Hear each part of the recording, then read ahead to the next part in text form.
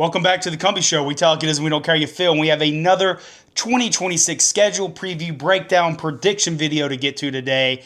I've already done the majority of other SEC teams. So if you are curious and checking those out, they'll be on my channel. Go there. But today we got none other than the Mizzou Tigers. Arguably the least SEC team there is. I have said it from day one, and I will say it till my last breath. I do not consider a Mizzou an SEC team. Yes, technically they are. They're an SEC team. They play in the SEC. So I got to admit they are an SEC team, but they just don't feel like an SEC team. They never have. They joined the league in 2012, and I just, every time that Georgia goes to play them, I don't feel like I'm playing an SEC opponent. Like I said, obviously we are, but I don't feel that way. And Mizzou, what did they do last year?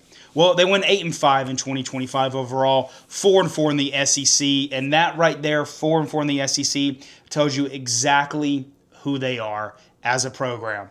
They are very much the middle of the pack SEC team, middle of the pack, middle of the road team.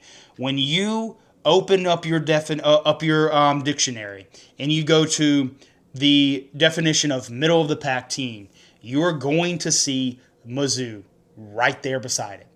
They are the poster child of what it means to be the middle of the road team.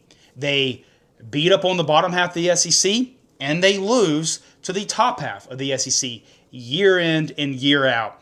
Their best seasons was in 2022, their first year in the SEC. Ever since that, it's been the same. It's been the same. They'll have a couple of upsets here and there, but the majority of the time, they are going 4-4 in the SEC. That's just what they do. What do they have returning? Well, they've got Eli Drinkwitz coming back as the head coach. He's coming into a seventh season as head coach for Mizzou. He actually just signed an extension through 2031. I honestly don't see him getting fired until then. Maybe Mizzou gets tired of going 4-4 year in and year out. So it's possible that he does get fired. But I also do think that Mizzou should understand who they are. So he comes back as the head coach. You've got your running back duo returning, Hardy and Roberts. They return as your running back. But you got a couple pieces on the O-line returning as well. Same thing with the defense. A couple of pieces returning from last season. But a lot of this season is very new. You've got a few transfers coming in from the portal and a lot of players that did not get the start last year that will be starting this year. One player to mention coming out of the portal, which is probably the most important position, is quarterback, Austin Simmons. He transfers in from Ole Miss. He was the backup to Trinidad Chambos last year. He is most likely going to be the starting quarterback for this Mizzou Tiger team in 2026. So, a lot of new faces for this Mizzou team. Now, a lot of the players did play last year. They were on the team last year, but they weren't starters. They didn't start every single game. So this is going to be I don't want to use the word younger team, but a more inexperienced team, if I would say, because for Mizzou, because it's minimal returning starters. It is. So, but last season, like I said, they went 8-5 overall, 4-4 in the SEC. They beat Central Arkansas, Kansas, Louisiana, South Carolina, UMass, Auburn, Mississippi State, and Arkansas. Again, go back and listen to that list. Bottom half of the SEC, and they're non-Power 5 non-con teams. Who do they lose to? Well, they lost to Alabama. Top half of the SEC, Vandy. Typically, Vandy's not a top half of the SEC team. They were last year. They lost to them. Texas A&M, top half of the SEC. Oklahoma, top half of the SEC. They lost to the top half of the SEC, and they did lose to Virginia in their bowl game, which I consider Virginia. Virginia was a decent team last year. So that's the story with Mizzou. They win the games they should, and they lose the games they shouldn't. Or they should. So, I mean, that's exactly what they are. 99.9% of the time, if Mizzou is favored, they win. If they're an underdog, they lose. So that's what the 2025 season was like. That's what they have returning. That's what they have new. What are my questions for this Mizzou Tigers team going into the 2026 season? Well, the number one is, can they break that routine? That stereotype, their typical season of beating up the bottom half of the SEC but losing to the top half. Can they break that routine? Can they break through that ceiling to actually start getting some wins against the big dogs of the SEC? That's got to be goal number one for Eli Drinkwitz and this coaching staff. They got to find a way to go against an opponent that they are the underdog to, whether it be at home or on the road, and get a win. He's got to get a true signature win under his belt, because I don't feel like he has that. He's got some decent wins, some good wins throughout the years, but again, you go back and you look at his season, and it's just like, 8-5. You went 8-4 in the regular season. You beat up on Mississippi State, Arkansas, and Kansas. Whoop-de-doo. But then you lose to your bowl game. He's got to find a way to get through that, to get over that hump. That's like the biggest. Every team has a hump. For Georgia, the biggest thing it was they can't beat Alabama. Maybe they got the monkey off the back last year when they beat Alabama in the SEC championship. Now it seems like the monkey on the back for Georgia, the hump to get over for my dogs, is can they win a first game of the playoff? Can they win a single playoff game? We'll see. But that's question number one for this team. Second one is, what does this transfer quarterback, Austin Simmons, bring to the offense? He didn't play much last year. He didn't play much the year before that. So he's really green. He's very green. And obviously he's used to the SEC. He played for Ole Miss last year, so he's used to the common opponents. So he understands what it's like on a week in and week out basis. He's not coming from the ACC or Pac-12. So he's familiar with the opponents, which is a good thing if you're a Mizzou Tigers fan and you're kind of skeptical of what he's going to bring. At least he understands the week in, week out routine and the competition that he's going to be facing. And I do think he is going to be the starting quarterback for Mizzou. And outside of that, I mean, really, I don't have much questions for this team. I'll be honest, when I sat down and I made my notes for this video, for this Mizzou Tigers team, I struggled with coming up for questions for this team. Every single team that I do a video on, I like to have at least a minimum of 3 questions that I have for the team going into the season. And I struggled to come up with a third question, mostly because I know who this team is. They're a carbon copy year in and year out. They're going to lose to the bottom half, or win the bottom half, beat up the bottom half, and lose to the top half of the SEC. You can see, I'll show you my notes. I mean, I've got notes of every single team here. You can see how much I write. Every single team. Each one of these is a team. So this is a team. This is a team. This is a team. One team. And you come over to Mizzou, I don't really have much wrote down. So, I mean, we'll see. I mean, let's get to the schedule. You know, I've already went through my questions for the season. Let's get to the schedule. I'll run through the schedule, and then I'll give my takeaways, and then I'll finally give my prediction of where I actually think they end up. But really, it's, can they break their routine? And what does this quarterback bring? So they start things off on September the 3rd against AR Pine Bluff, and that is a Thursday night game. What the fuck? Thursday night game against AR Pine Bluff. Now, I get it. This is week 1 of the season. We will have a week 0 where we'll have games played the week before prior to this on a Friday, a Saturday, and maybe a Sunday night game. And then moving into week 1, we see it every year. We usually have a Monday night game, and then we'll have a Thursday night game, a Friday night game, obviously Saturday games, Sunday. So week 1, we usually have a game every single day. But what is this? What the hell is this? AR Pine Bluff on a Thursday night?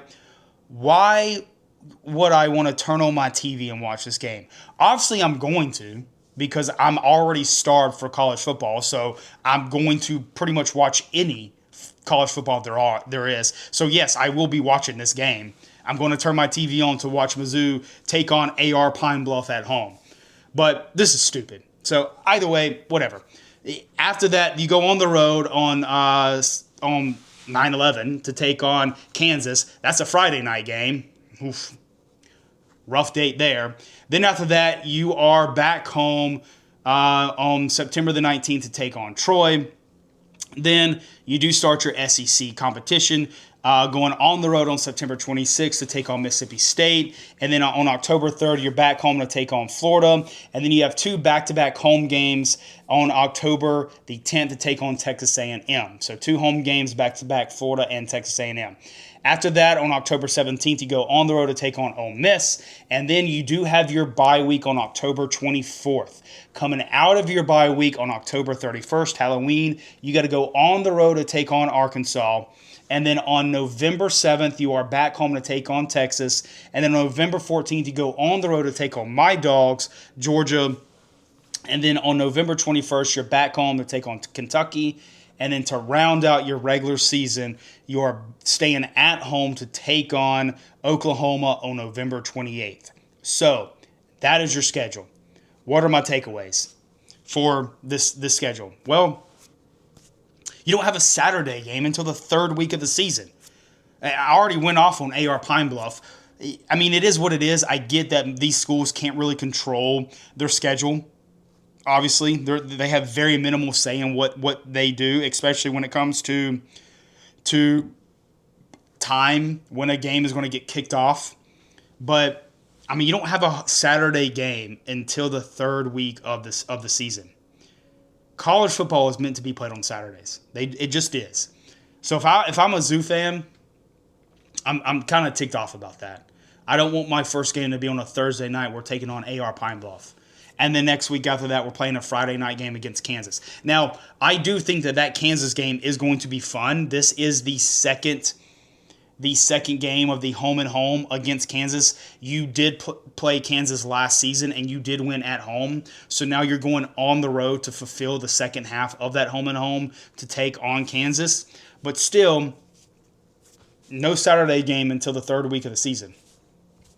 Second takeaway, this is a difficult schedule. This is a much more difficult schedule than previous season.